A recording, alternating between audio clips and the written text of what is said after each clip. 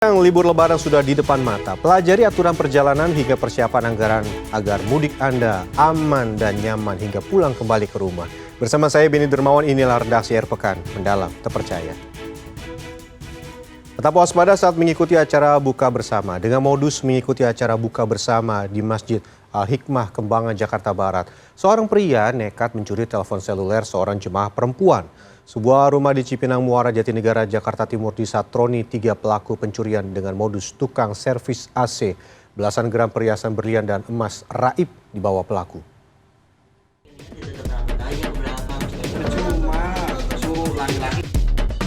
Pencurian ini terjadi saat acara buka bersama di Masjid Al-Hikmah, Kembangan, Jakarta Pusat pada Kamis petang lalu. Dengan modus mengikuti acara buka bersama di masjid tersebut, pria ini menunggu kondisi sepi saat jemaah perempuan tengah wudhu setelah berbuka. Kemudian ia mencuri telepon genggam jemaah perempuan. Dengan membawa barang bukti rekaman kamera pengawas, pengurus masjid akan melaporkan kejadian tersebut ke kepolisian. Kejadiannya jam 18.25-26 lah gitu. Kayaknya kalau jamaah sini sih bukan ya, yang jamaah dalam arti saya kenal orangnya, tiap sholat lebih dari sekali ada di sini, biasanya itu bukan. Kamera pengawas sebuah masjid di Kelurahan Mentangor, Pekanbaru Riau, merekam 2 pria mencuri kotak infak dan beras zakat fitrah pada Kamis pagi. Setelah menggasak uang sekitar 1 juta rupiah dari 3 kotak amal, kedua pelaku kemudian mencuri 15 kg beras zakat fitrah yang disimpan di dalam mimbar. Tidak hanya itu, mereka pun mencuri makanan ringan yang akan digunakan untuk menjamu jemaah yang mengaji. Para pelaku memasukkan barang-barang curiannya ini ke dalam tas. Pencurian baru diketahui pengurus masjid saat akan mengumpulkan beras zakat dan uang kotak amal pada Kamis malam. Pengurus masjid sudah melaporkan kasus ini kepada polisi.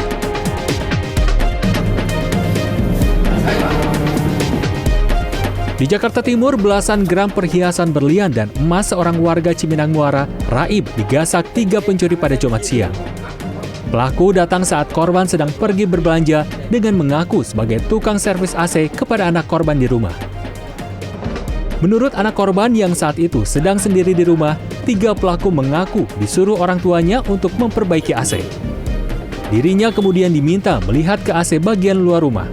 Pelaku kabur dengan modus mengambil alat yang tertinggal. Saat kembali masuk ke dalam rumah, kamar sudah berantakan. Kata anak saya dia mau benerin AC. Mengaku sudah nelfon ibu. Tapi nggak ada telepon. Pas saya kan ke pasar sebentar. Pas pulang suami saya telepon. Rumah kerampokan. Kini kasus perampokan tersebut masih ditangani Polsek Jatinegara. Tim Liputan CNN Indonesia. Mengawali Indonesia 24 jam, kelompok bersenjata di Kabupaten Puncak, Papua diduga membakar bangunan perusahaan dan melepas tembakan ke arah aparat. Kelompok bersenjata diduga membakar bangunan milik sebuah perusahaan yang berada di distrik Gome, Kabupaten Puncak, Papua, Jumat sore. Direktur Reserse Kriminal Umum Polda Papua, Kombes Pol Faisal Rahmadani menyebut kelompok bersenjata juga melepas tembakan sebanyak 6 kali ke arah pos jaga. Aparat yang membalas tembakan membuat kelompok separatis melarikan diri ke dalam hutan. Tidak ada korban jiwa dalam baku tembak ini. Satgas Damai Kartens Papua memastikan situasi telah kondusif pasca kontak senjata. Nah, ini peringatan bagi Anda para orang tua. Di Bekasi, Jawa Barat, seorang anak 9 tahun mendapat penanganan serius dari petugas pemadam kebakaran lantaran jari tangannya terjepit mur.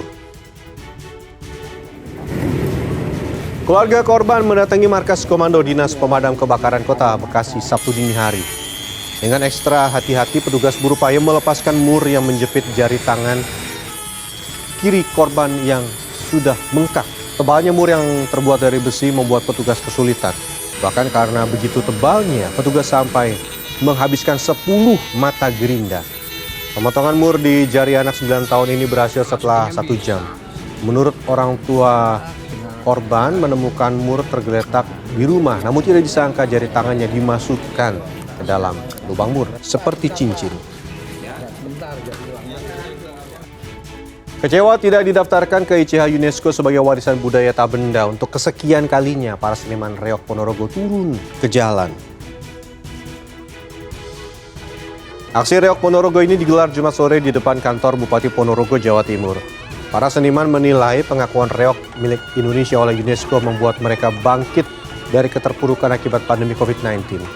Para seniman ini mengaku kecewa terhadap pemerintah karena urung mendaftarkan reog Ponorogo sebagai warisan budaya tak benda ke UNESCO.